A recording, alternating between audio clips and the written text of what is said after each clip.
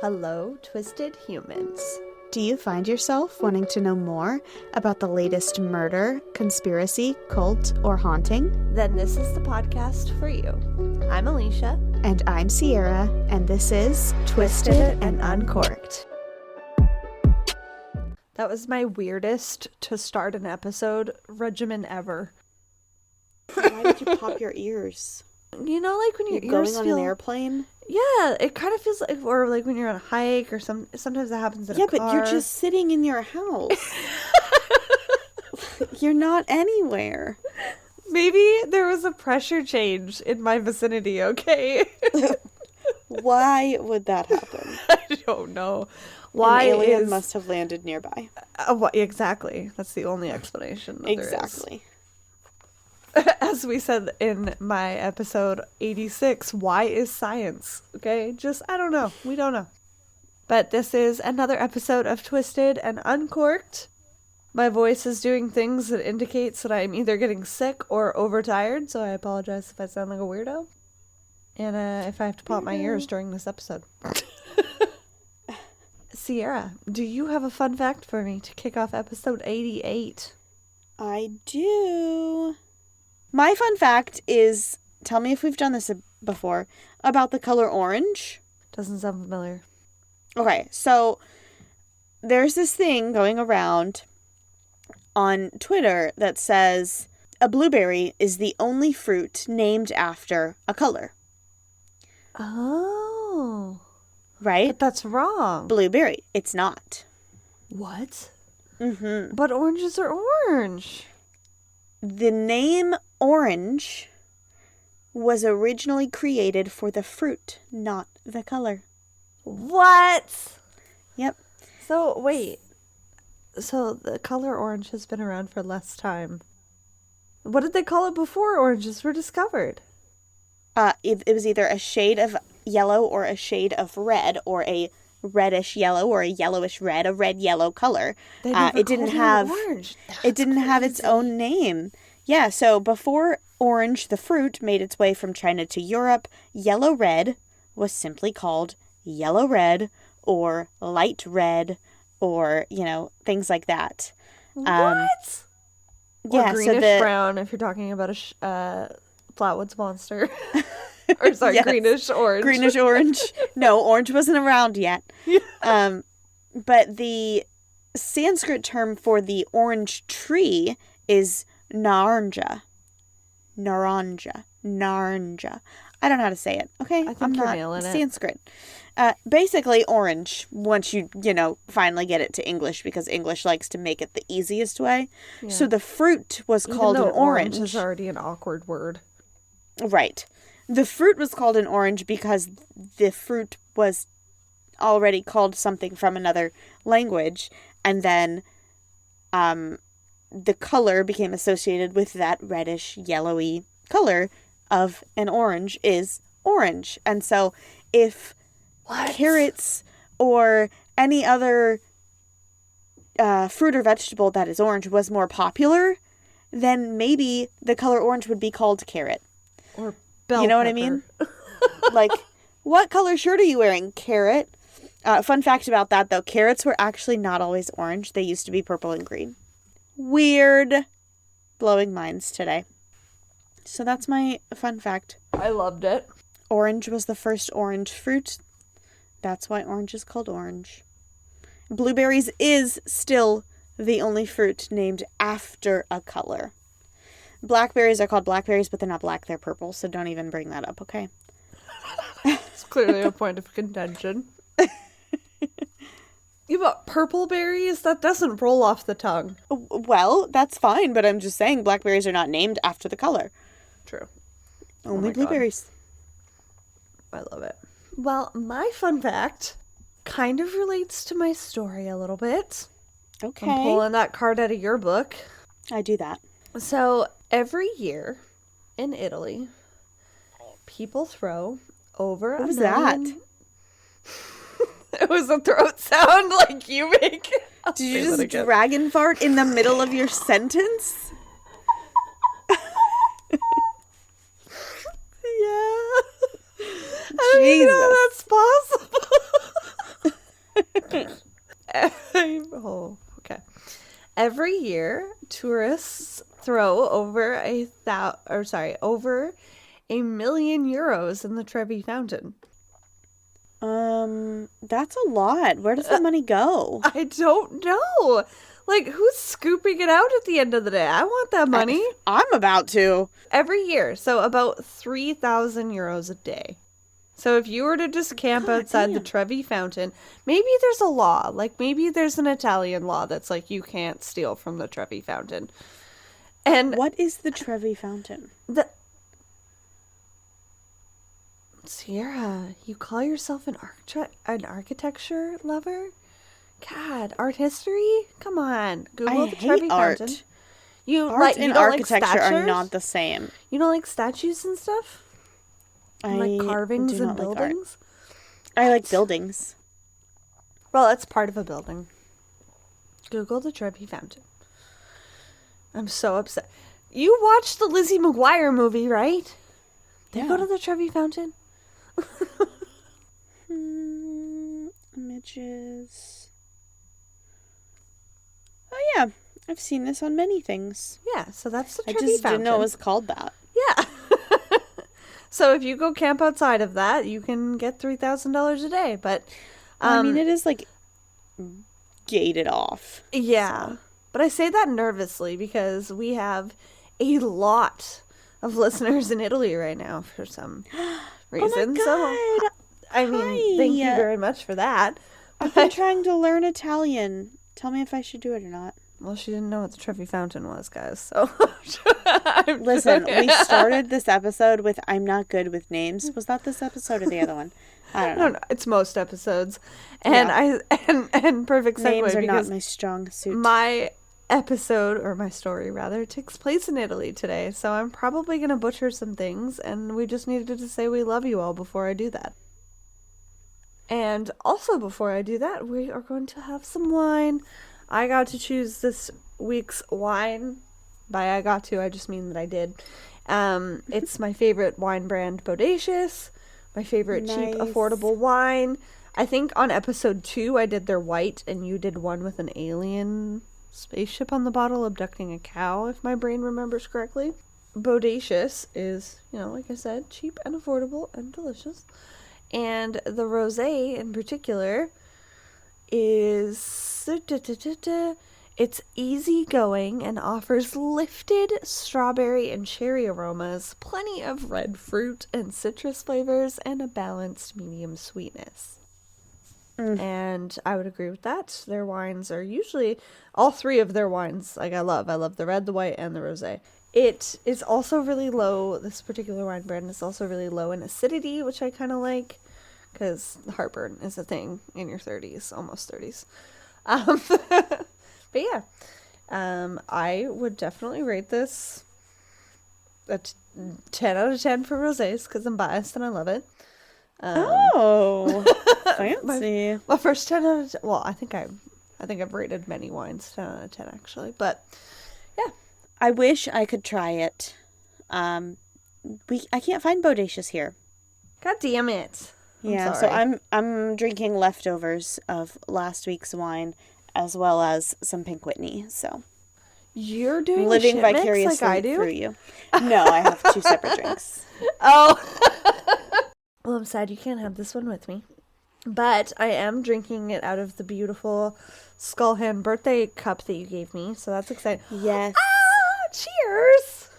Cheers. That's exciting. But before we get into today's episode, we are going to hear a quick promo from Scottish Murders.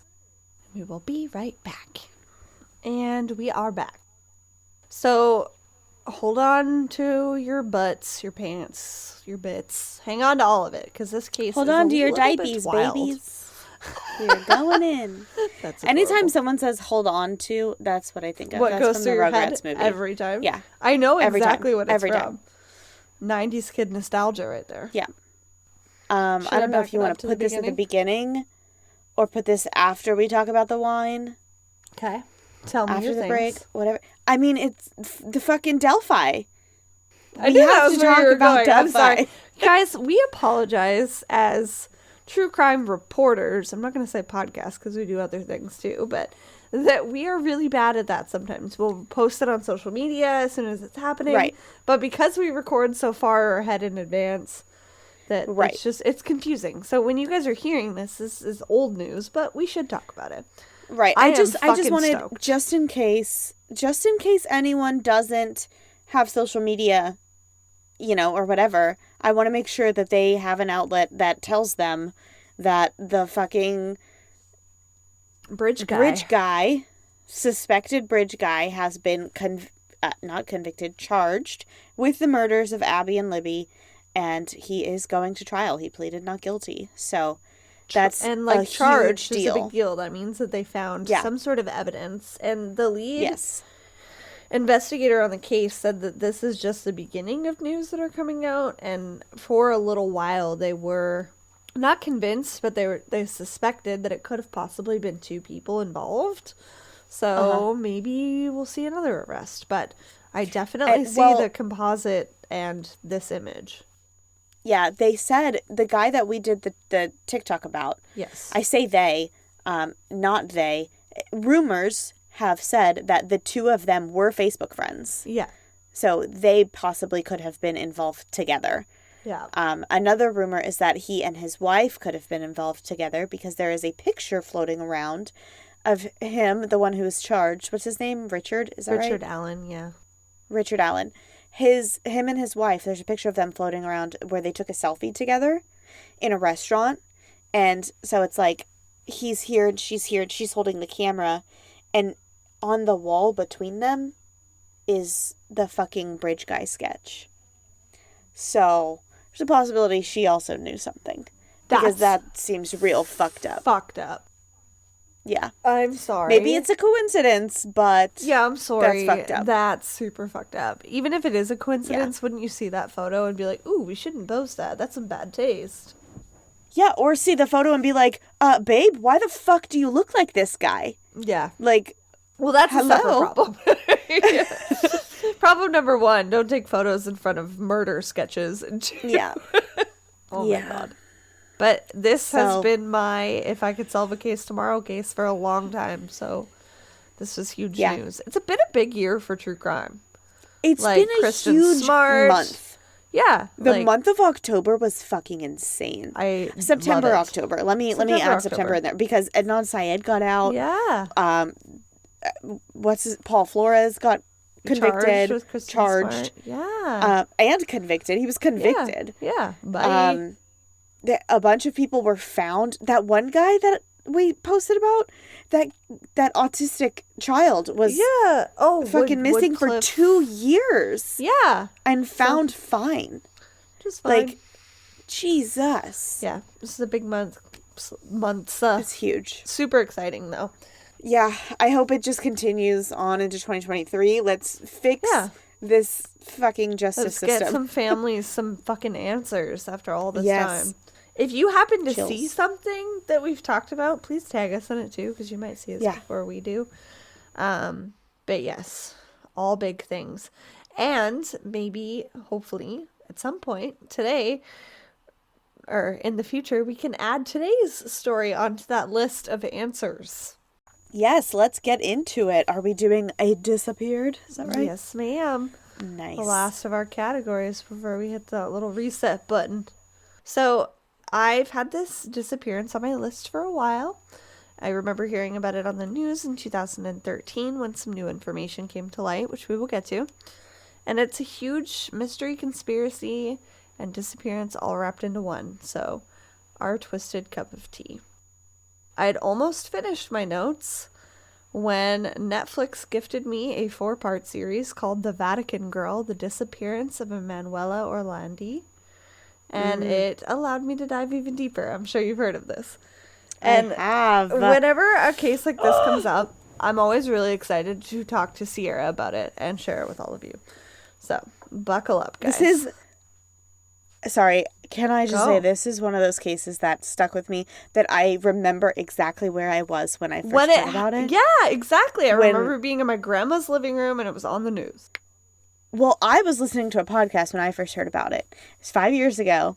It was in 2018. I was living in Enterprise, Alabama, like right around here. I was in my son's bedroom and I was vacuuming. Like, I remember vacuuming and I stopped it because I had to listen. I was like, what the fuck? Fucking God. Like, yeah. I remember it so vividly. It is a really topsy-turvy case. I'm giving you the abridged deep dive version, if that makes any sense, because Sierra and I could easily do 2 episodes on this, and I also wanted to leave room for us to talk about it, so. Of course. That being said, because Netflix released this incredible documentary, I would encourage you guys go and check it out. It was released on October 22nd of this year. So I didn't even know that was a thing. It's really good. They did a really good job. There's some information that I'm not going to talk about because some of it was, documentary filler and to add to the conspiracy kind of, and I want to get to the root of what the fuck this is, if that makes any sense at all. Go check it out. It was literally just released. It was made by the same people that did Once Upon a Crime, the one that took place in Brazil. So it does have the Italian in the background while English Elisa dubbed. Matsunaga. Yes, exactly. So if that bothers you, like I know it bothered Sierra when we did that documentary, maybe put on subtitles and mute it or do whatever you need to do. But it's really good. Are you proud of me that I remembered a name? Yes, I am. You nailed it. Certain people are worth remembering. Yeah, she's iconic. We still have no idea what the fuck happened there. All right. So, Emanuela Orlandi was born on January 14th, 1968, to parents Nicole and Maria. She had 4 siblings, a brother and 3 sisters, of which she was the second youngest, Pietro, Natalina, Frederica, and Maria Cristina. Her family grew up within the walls of the Vatican City, as her family worked for the Vatican Bank. However, what he did in that position is still unclear and is speculated on today. It was like its own little village within the walls. In 1983, Emanuela was on her second year of high school, and into the summer, she was off school. However, she still attended flute lessons 3 times per week at the Tommaso Ludovico da Victoria Music School. I'm butchering all of this. The school was located outside of the walls of the Vatican. She would typically take a bus to school, and she would get off after a few stops and walk the remaining quarter mile to the school. And it wasn't even a quarter of a mile. Every article I read said 100 meters or 200 meters, and I'm like, is that just the unit of measure they use commonly in Italy? Because here we use miles and kilometers, and it was literally like 0.16. So not a very far walk at all. Yeah. Maximum 10-15 minutes. On June 22nd, 1983, she was running late and asked her brother to drive her to school, but he already had other engagements. And he was reported as saying in the Netflix documentary that this would be the greatest regret of his life. Oh, no. Which is like heartbreaking. Yeah. This particular practice was important because it was the end of the year choir, and the school would be putting together a little compilation of everything that they've done over the summer.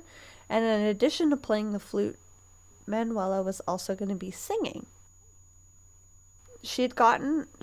Emanuela had called home later that evening to let her sister know that she hadn't gone home yet because she was offered a job. This was around 5 p.m. at night.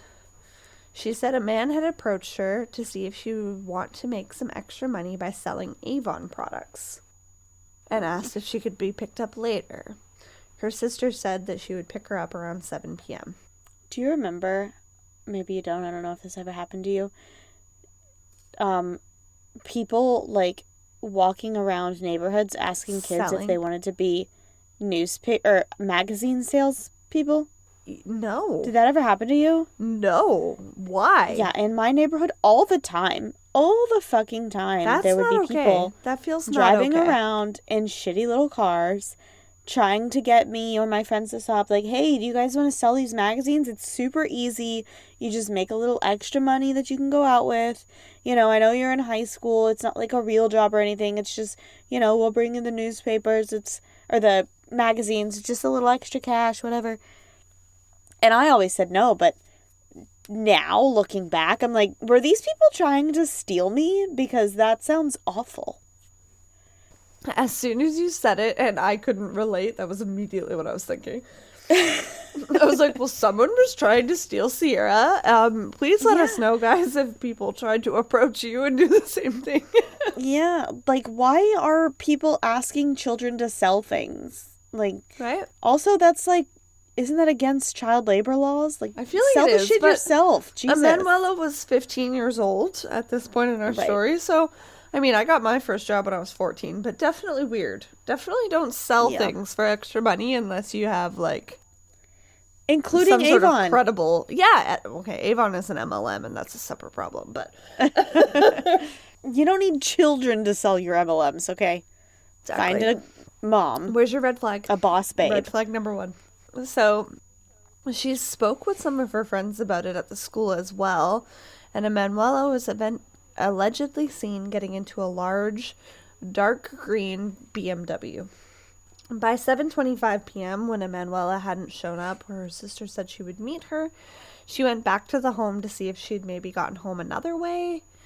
Obviously, this is the day before cell phones. She used a payphone to call them in the first place. Like, maybe she had gotten another ride home and didn't get the chance to let her know. But none of her family members had seen her. By 9:30, they were in full panic mode, and they retraced the last routes that she would have taken in any direction to go home from her school, but there was no sign of her. And the Vatican gates close at midnight, so they needed to get back. Before this, her father tried to file a missing persons report, but he was sent away. She hadn't been missing for that long yet, and she was a teenager living in Rome. And it doesn't matter if it's Rome, Italy, or, sorry, by Rome, Italy, I mean Rome, Italy, the United States, or Canada. I hate that in cases when a teenager hasn't been missing for that long, or whatever the fucking circumstances are, they don't take it seriously. Yeah, they don't take it seriously. However, it is not a requirement anywhere that you have to wait 48 hours. So if one police officer says you have to wait 48 hours, find a different fucking police officer. And if that police officer also tells you to wait 48 hours, tell him to fuck all the way off and that's not true. Find another one. Someone will do it. Don't give ridiculous. Up on your children. It just makes me sad. Any of your family members. How often that we see this in true crime. Yeah. The next day, her parents called the school and some of her friends to get any information that they could about this mystery Avon man. He was described as 30 to 40 years old, and he had been driving a green car, which is what she was last reported seeing getting into. They also paid for a portion of the newspaper to feature Emanuela's picture and description, and the date she went missing, as well as the family's phone number. But because this was their house phone number, and because Emanuela was a pretty 14-year-old girl, a pretty 15-year-old girl, they started to get some really crazy phone calls and a lot of crazy tips. A man named Pier Luigi, or so he called himself, called and said that he had seen Emanuela at a club near her school with one of his girlfriends. I like how he said one of. Like, so. Yeah. She had been selling Avon products and introduced herself as Barbara. A few days later, 2 CIA agents arrived at the Orlandi home and said that they needed to tap the phone lines in order to help with the investigation. So something in these 2 days has raised enough alarm bells that bigger organizations are getting involved. On June 28th, another call came in from a man named Mario. He too mentioned a quote-unquote Barbara and said that she had told him that she was feeling guilty because she should be home practicing for singing at a show. Many people knew that she played the flute, and she likely had the case and instrument with her, but no one would have known about her singing unless they actually spoke to her. Don't like Mario. So this is an alarm bell for her family. Red flag. By June 29th, missing posters of Emanuela filled the entire city. and the family was desperate for information. And I will just give a little warning here that because this happened over 40 years, the story jumps in years a little bit. I did my best to kind of break it up, but just in case. 40 years is a long-ass time to cover, guys. On July 3rd, Pope John Paul II gave a speech in St. Peter's Square, but to everyone's surprise, he started talking about Emanuela, and that she was hopeful that she would return home safely, that his prayers were with her family, and he alluded to a potential kidnapping, even though no one had said those words yet. Her story went from very few people in the city knowing about it to the entire city. And this sparked some conspiracy theories about the Vatican being responsible right at the start. A day after this, the family received a call from from a third man known only as the American, because he spoke Italian in what sounded like an American accent. He said that he had Emanuela, and then he proceeded to play a recording of her voice to her family. They knew that it was her. The caller said that in exchange for Emanuela, they wanted Mahet Ali Ajka released from prison. He was the man that had attempted to assassinate the Pope 2 years prior in May of 1981. The caller said that Mario and Pierluigi, who had called before him, worked for him in a so-called organization, and said that if he was not released, that they would kill Emanuela on July 20th. Ugh. On July 6th, the caller called again, saying that a basket was in the public square near the Parliament that provided proof that Emanuela was with him.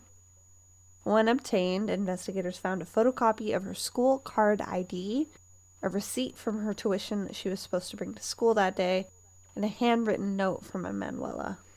It was her family, as her family had confirmed, but there was nothing extreme about the note. It just said love always, or something very generic that wouldn't indicate she was in distress, but it was enough to show that it was her handwriting. 3 days before the exchange deadline, a package appeared at the Orlandi home with a voice recorder of a girl moaning. It was insinuated to have that person be in pain, but it honestly just sounded like a porno to me when I listened to the recording on the Netflix documentary. And it was confirmed later by a voice analyst that it had come from a porno. Wow. It wasn't really her.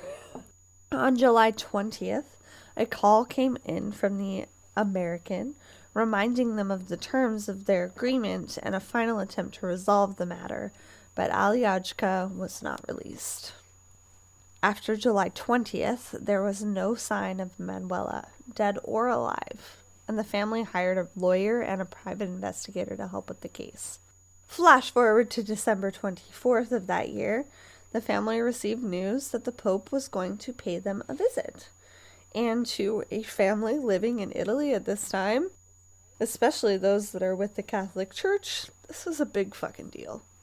He obviously gave his condolences around the situation and said that his prayers were with the family again.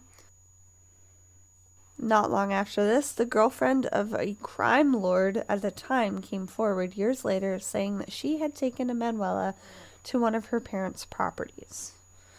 This particular tip came in from an anonymous voicemail pointing the family towards the basilica near Emanuela's church. The music from her class that she was, playing the flute on was left next to a plaque with the name Enrico de Paris. When the girlfriend of Enrico de Paris was interviewed, she said that the last time that she saw Emanuela was after she had gotten instructions to drive her to the Vatican petrol station and hand her over to a man with Vatican plates. She had no idea what she was wrapped into, but she knew that something was wrong. When investigators looked into her story, maps of where they had gone, and the timeline, it seemed to match up, and she seemed genuinely concerned for Emanuela.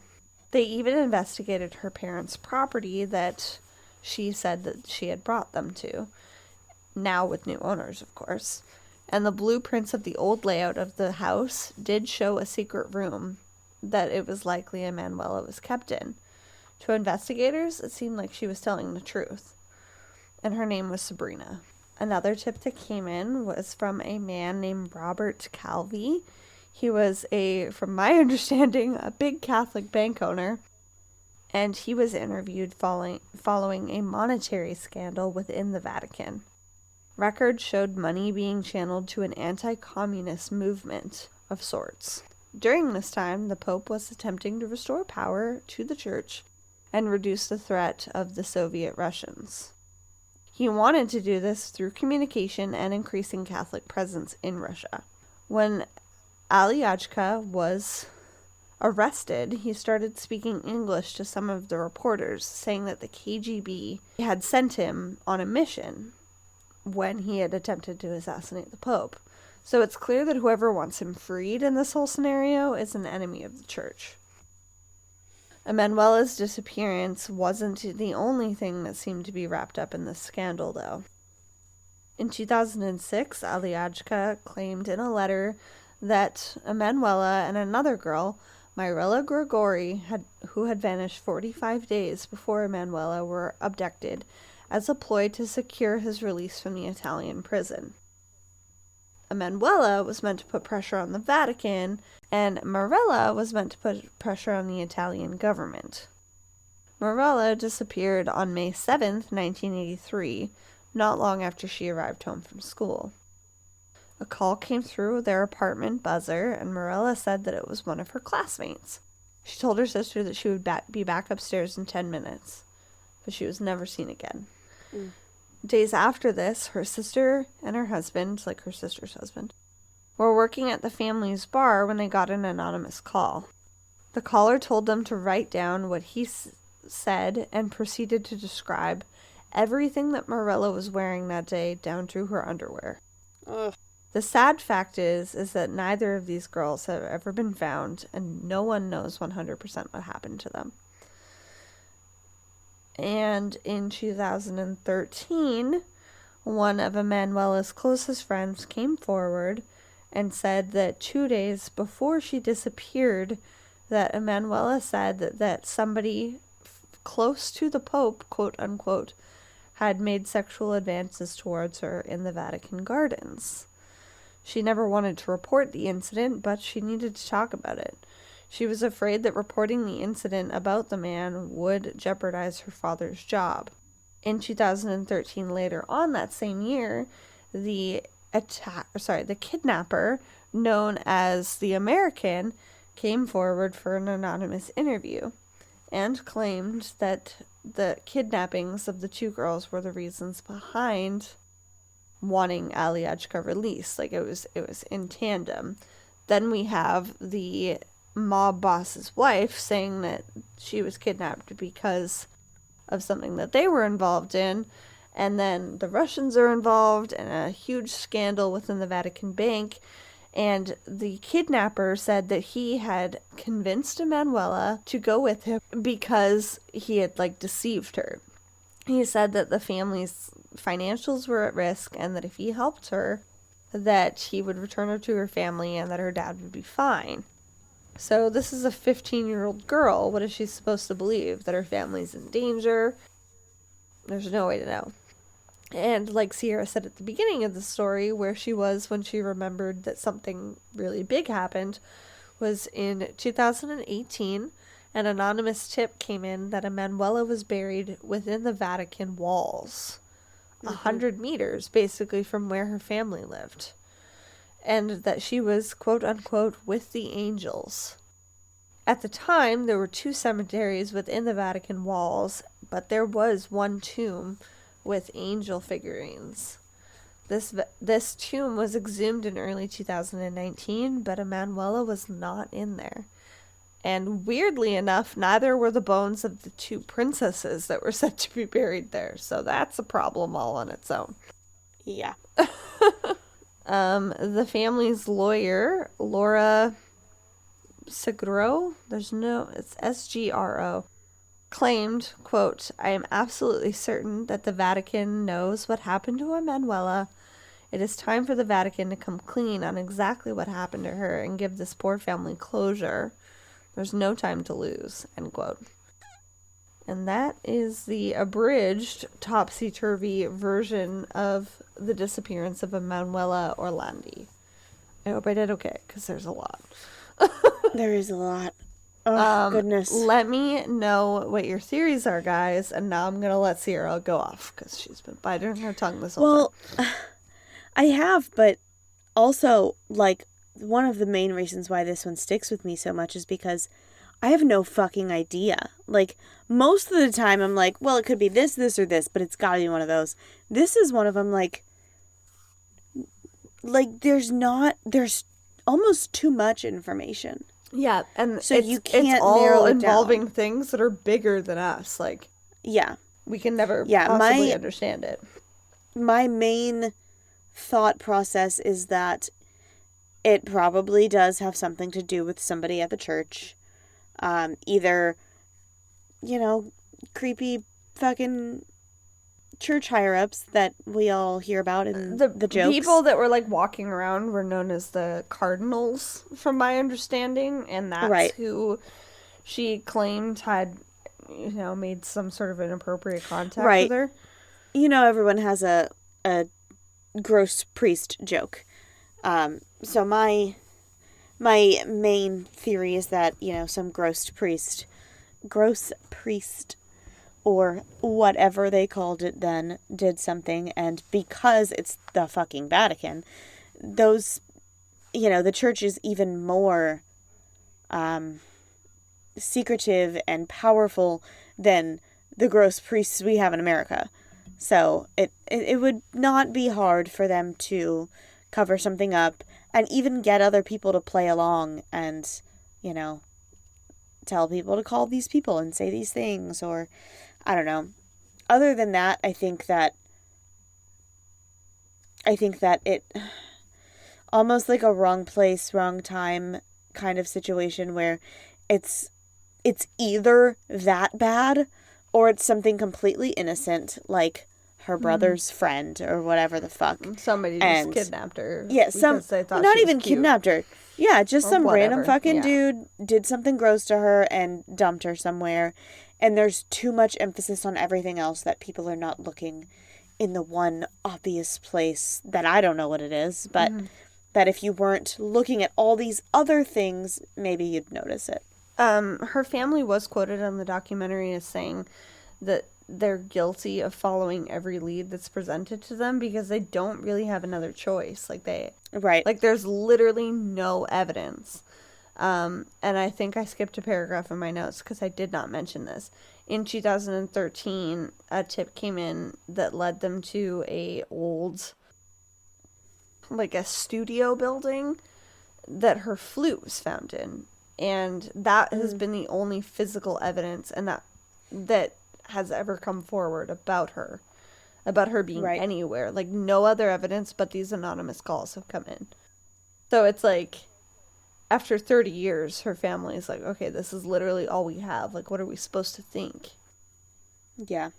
There was a psychologist that analyzed the involvement of the American, and they said that he had a narcissistic personality disorder and that he wanted to insert himself in everything. So that could have been a total coincidence of wanting to release the person that was responsible for attempting to assassinate the Pope. But then why did the Pope later make a speech about a possible kidnapping and saying that his thoughts and prayers were with the families of these two girls? And he even said that he was praying for the person that tried to attack him. So it's like, what is going on here?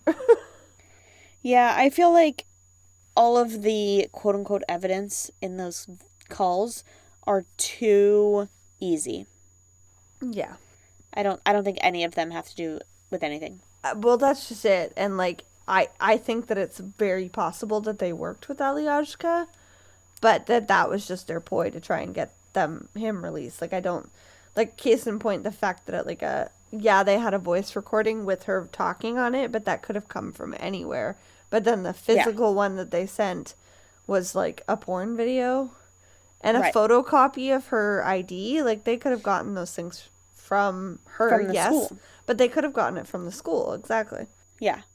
Also, like, how would you get that from the school? But it was also the 1980s, so things were a little looser back then. Oh, yeah, definitely. You couldn't go to school and be like, can I have a photocopy of the student's ID? No, you just wait until after hours and go in when the janitor's on his shit break or whatever. You know? But I agree with what you say, because there's too much information and everything is bigger than we are. Like, it's such a big story. It's like, how do you know which direction to go in? But yeah, my thing with it though is I don't think the end product is bigger than us. Like, usually I'm the one that runs with these theories, but usually the conspiracy theory is a conspiracy theory because nothing points to it. Yeah. This kind of has everything pointing to it, so much so like that it's just too convenient. Yeah. It's like the conspiracy theory is the conspiracy theory is the what's the word I'm looking for? Like the bait that you're supposed to take. Like, stop looking at the obvious thing and, you know, I don't know. It just, all of the big stuff, it hasn't panned out yet. It's been done a million times. Like, this is the only evidence that you have, so it's the only evidence that you're researching, but maybe it's the only evidence you have because the person who has actual evidence is trying to throw you off of the scent. Maybe. Try somewhere else. Maybe. But that's why I'm kind of glad that the family said that in the documentary, because it's true. Like, you're chasing every rabbit hole, red herring, everything. And of course you would, yeah. Yeah, that's what you want them to do. But, like, when it's a no-go, move on to the next one. Like, don't keep... You can't do the same thing over and over and over and expect different results. Like, move on to something new. That's a definition of insanity. Yeah. And then there was one other theory that came forward after a folder was given to the family, or like an anonymous tip came in, which was evidence that she had been living in London for 14 years at a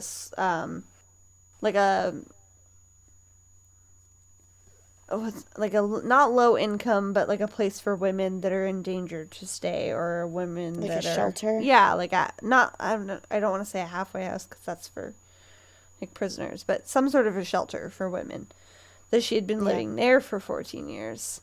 But they don't have they don't have proof of it other than like hearsay of like people saying these things. But right, if she was in hiding, maybe like after the whole mob boss situation, maybe Sabrina didn't really drop her off with this person, and maybe she took her to a train station and she went and lived in London in hiding.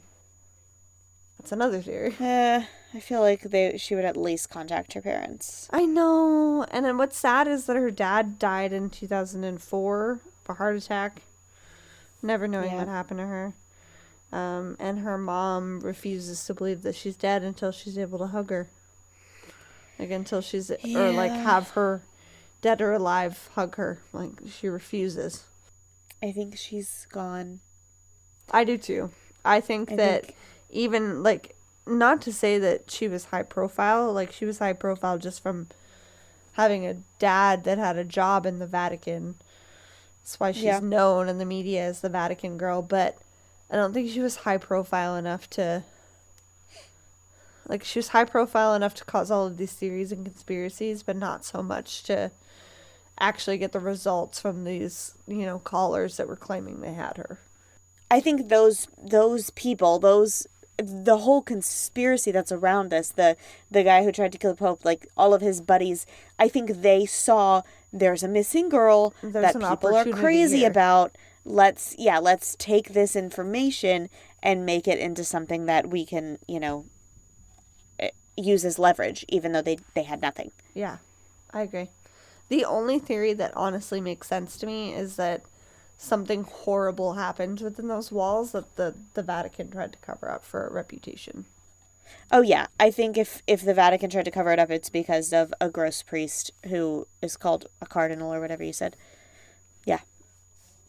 That's a very good possibility. But it became...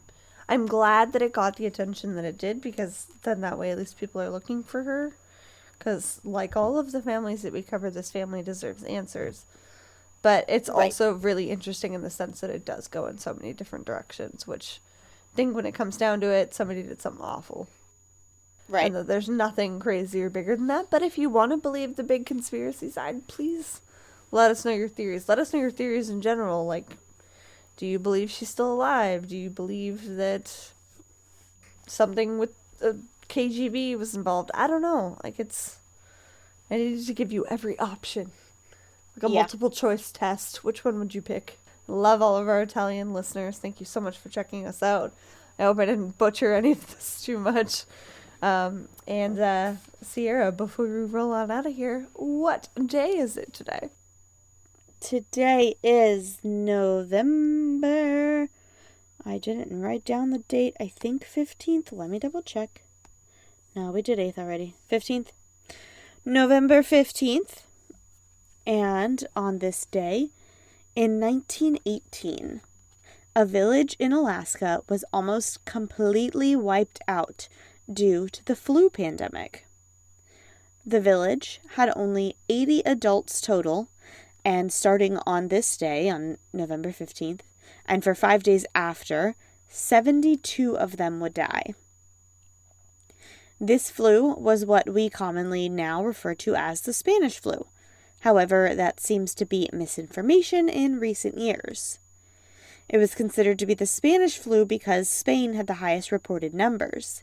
But many years later, we found out that the other countries were hit just as hard, just as many casualties, America, Germany, the UK, etc. They just didn't want to report their actual numbers because they were in a war at the time, and they needed all their news outlets to be reporting about that instead. They didn't need people thinking about the sadness of sickness. They needed people thinking about fighting for their country. So, I mean, like, it just goes to show that all the way back in fucking 1918, the news was censoring their information. On the positive side of this story, that village in Alaska that lost 72 people buried their loved ones in ground that was frozen. And so many years later, after science had progressed a bit, scientists were able to extract that, those flu strands from their bodies and study it. And eventually, they made all the medicines and vaccines we have now. That's awesome. It's pretty crazy what you can do with science. We start the episode with science and we end the episode with science. I dig it. There you go. Insane. Again, let us know your theories, guys. Thank you so much for listening. And we will see you next week. And in the meantime, keep it twisted. Thank you for listening to Twisted and Uncorked Podcast. Remember to leave a 5-star rating and review wherever you are listening now. It really is the best way to spread the word. You can also check out all of our sources and materials, as well as photos for the episode, on our website at twistedanduncorked.com. And you can follow us on social media at Twisted and Uncorked or Twisted_pod on Twitter. Thank you so much for all of your love and support, and we will see you next Tuesday for a brand new episode. Cheers!